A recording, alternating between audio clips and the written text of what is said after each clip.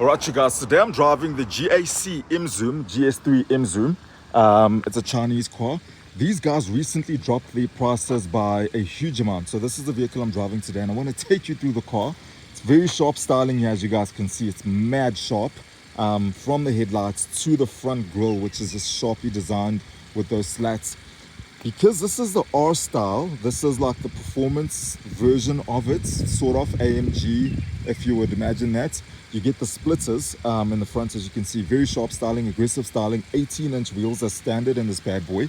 Obviously, you get your 360-degree camera, which has cameras all over the vehicle in the front.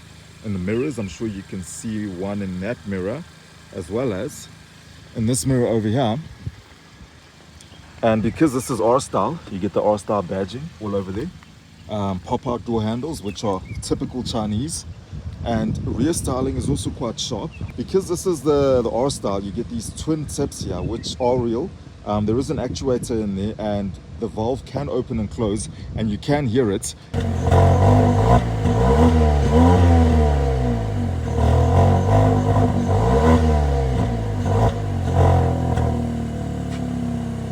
And we're going to step in here for a second. The people outside think I'm weird. They're busy looking at me funny. This is what happens when you review a car out in public. People are just looking at you, which is weird. Anyway, this is the interior of the vehicle. I actually like the interior of this car. It's not full leather. It is artificial leather, but most vehicles these days come with artificial leather, as you can see. And you cannot perceive the difference between real leather and not real leather.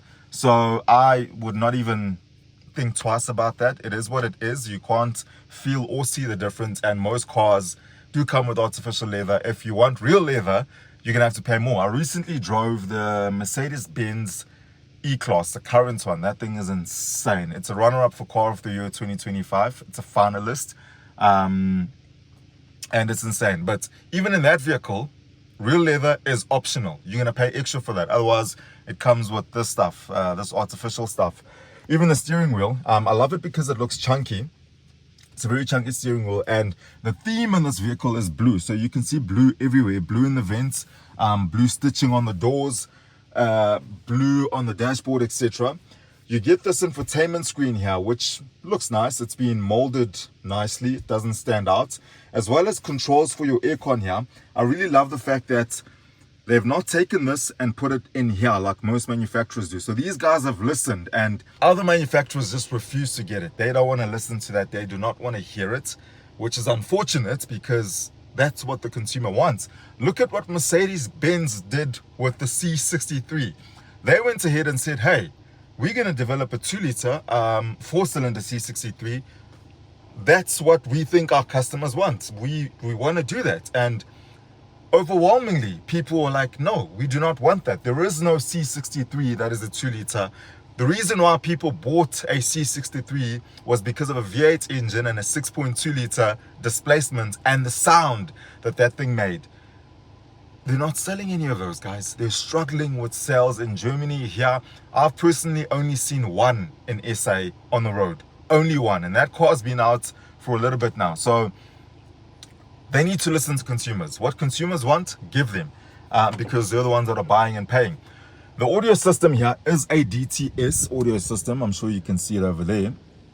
And DTS is basically a audio brand, I'd say. I've seen it on home theater systems, etc. So I'm sure you might have seen DTS in a lot of places, or on your TV, on your home theater system.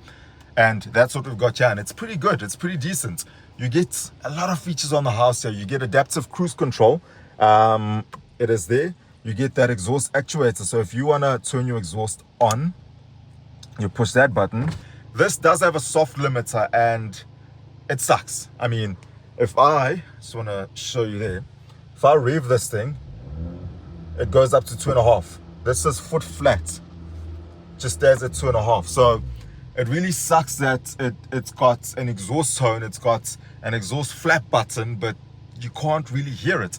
Also, the other thing is when you start driving this vehicle, you get yourself a 7-speed D, running out of words, D, it's not a DSG, dual clutch, DCT. That's the word I was looking for. You get a DCT gearbox here, and I obviously love the gear selector. Looks nice. The trouble is, I cannot change gears myself here. There is nothing that allows me to override the system or to change the gears myself. There aren't any flappy pedals behind the steering wheel, and there's nothing here to go into Tiptronic mode. So that is a shortcoming, which makes a vehicle that could be fun to drive and could be fun to enjoy the exhaust not that fun, because when it changes itself, it just literally changes when it's supposed to change. Doesn't hang on to gears. I can't change it at a point where I know it's gonna blip and burble. It doesn't do any of that. Okay, so let's go for a drive here and see what this is all about and chat while we drive.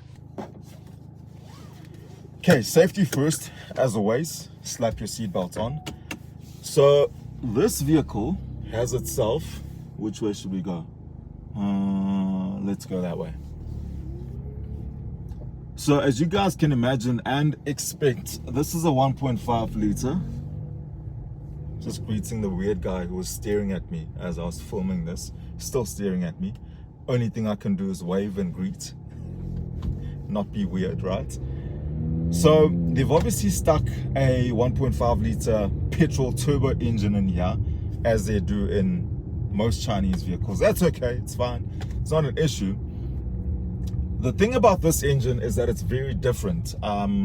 Everything that's been done here is very, very different. So this is 130 kilowatts and 270 Newton meters of torque. And one, I feel like they've put a big turbo here because this thing goes.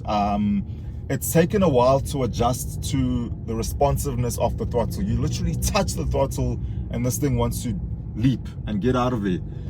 It's been annoying at first because that's not my driving style. I don't drive like that. I'm a very chill driver, quite slow unless I really want to go, of which I'm skilled to do. There is enough skill to do that, and if it's the right car, I do it and I enjoy it. But for day-to-day driving, I just enjoy.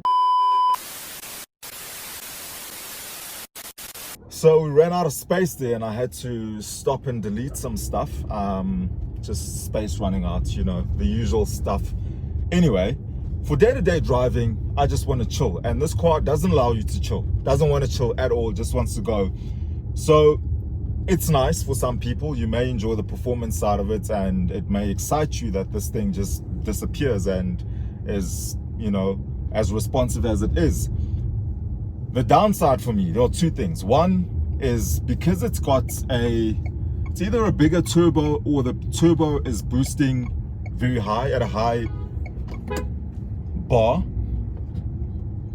Someone just hooted at me there. I don't know if that's someone who knows me or thinks they know me. I'll just pause. Give me a second. He's driving a 7 Series and he's coming back. You'll see him just now in frame. What do you want? Otherwise, What do you want? what's happening? What do you want here? I'm coming to visit you. Find my house. Where's your house? The upstairs. Is it? Yeah, the yellow one. You drive a 7 Series? Ah, you busted you. This is an old friend. I'm in his neighborhood clearly. And he's driving that 7 Series. It's actually the 7 Series that I would want if I was in the market for. And he normally drives a Polo. I don't know why people act humble in public. Meanwhile, back at the ranch, he's in that 7 Series. Crazy. Anyhow, I think it's boosting high, this car. In terms of boost, it's at a very high boost, which means turbo lag, right? Not enjoyable. I don't enjoy it. When you're pulling off, it's just lag. Also, because we've got a dual clutch gearbox here, it's a DCT. Ah, man, I'm not a fan of DCT gearboxes. They are just not the kind of things that I enjoy. So there is a DCT here, which means there is lag when you pull off. So you combine that, not even lag, it's delay, right? You combine that delay at pull off with turbo lag, and it's just not an enjoyable experience. It takes a while to get going, but when it does get going, boy, it goes. So that is the one thing about the drive here in this car. And obviously, because it is a Chinese vehicle, you are getting a lot of things on the house. You're getting adaptive cruise control as standard. You're getting flipping panoramic sunroof, glass roof here. You're getting the exhaust feature where you can turn the exhaust on and off. Electric front seats. There is really nothing that you would want to have that you don't have in this vehicle. So the Chinese have really thrown everything at this, and the interesting bit is that GAC actually dropped their prices on their cars. The MQ dropped by as much as 100,000 Rand.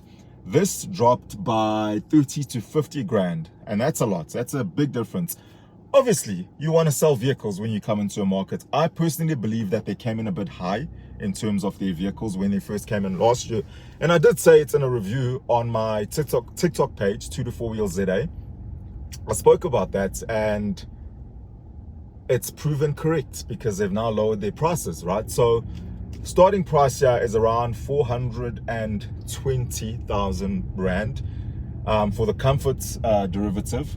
It goes up to 490 for this R style, the one I'm driving now.